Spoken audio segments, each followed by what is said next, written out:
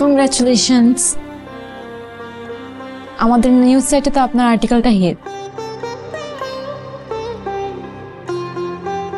রিপোর্টটা ভুল।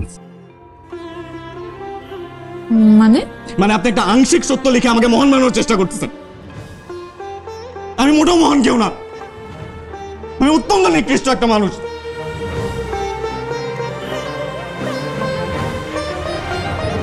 কি বিশ্বাস হচ্ছে না তো? হ্যাঁ, বিশ্বাস হচ্ছে না? তাহলে শোনেন, আমি অত্যন্ত স্বার্থপর একটা মানুষ ছিলাম।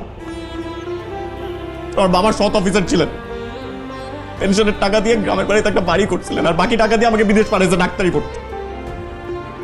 ওই ডাক্তারি পড়াকালীন আমার বাবা আমাকে কতবার দেখতে চাইছে, আমি একটা বারের জন্য আসি নাই।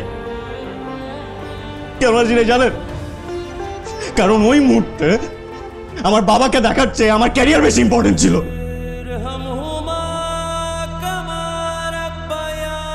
বাবা মারা যাওয়ার পরে লাশটা পর্যন্ত দেখতে আসি নাই।